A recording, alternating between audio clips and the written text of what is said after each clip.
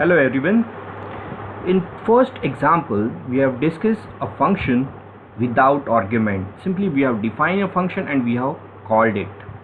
Now we will discuss a program to calculate sum of two numbers using function with parameter. In this program we will use a function with parameter.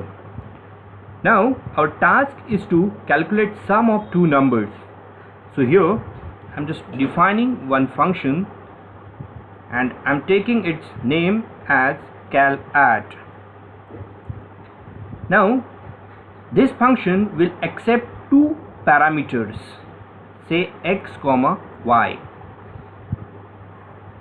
This x and y are the parameters, okay, and our task is to add these two values. Now we will write our main section. Here I am writing two variables, say a equals to 5 and b equals to say 10. Now you are knowing that it is necessary to call a function. So while calling this function, you have to write the name of the function like CalAdd, and you have to pass the required values.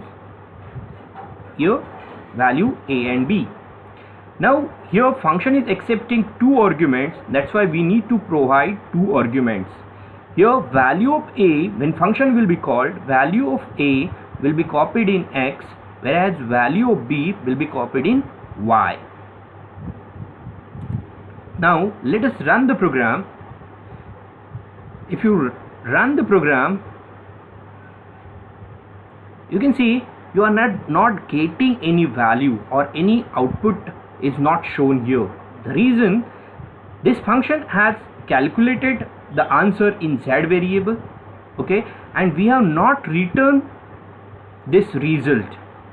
So to return the result we have to use the keyword return, and here the answer of addition is in variable z, so we will write return z. Now when the program will execute, first of all it will come to this main section. Let me write here one comment. This is a main section. Program execution will not start from user defined function, it will start from main section. It will take two variables, a equals to 5, b equals to 10, and then CalAdd a comma b. This function will be called and two values of a and b will be passed in xy. So x will become 5 and y will become 10. It will perform the addition z equals to x plus y, that is 5 plus 10 15, and it returns answer, that is 15 will be returned back from this function to main. Now this return value must be stored somewhere, so I am using a variable answer here. If you don't store here the answer, then it will not save the value returned from this function to main function, okay. That's why we have written answer equals to, you can use any variable, okay, and I am just writing print here the message addition equals to, use here double inverted comma just to make me, addition equals to, and answer is in variable ans. Now if I run this program, now you can see you are getting the answer addition equals to 15, 5 plus 10 15, okay. So this way you have to use the argument. We have used two variables a and b, their value is passed to the function, then function calculates addition and it returns the answer, and when it returns answer it should be stored in some variable, okay. Now there is one more way. Let me tell you another way. I am making this statement as a comment statement here also and here also. Now one more way to use a function or to call a function when it returns value, directly we can print the value. I'm just writing print calc add, and I'm passing the value of a and b. Now if I run the program, you can see here you are getting the answer as 15.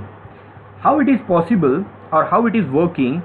When this statement get executed, calc add, the control will be transferred from main section from here to this calc add function.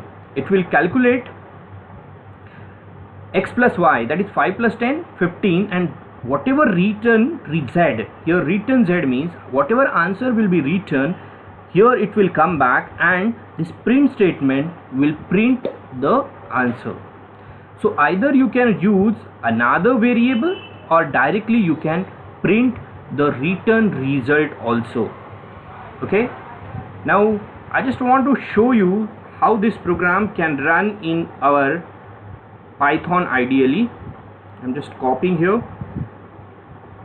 I'm opening my ideally. I'm taking new program, just pasting over here. Let me remove this comment from here. I'm saving this program. Save function add one.py. Now let me run. Here you can see that you get the result addition equals to 15. Now why I am preferring Spyder while explaining, because here you will get the code also and side by side the answer also. So this way you have to use the concept of parameters. You can pass some value to a function accepts these values and does the calculation. Here this xy are called formal argument or formal parameter, and this a and b are called actual parameter. In coming videos we will discuss more about formal parameter and actual parameter.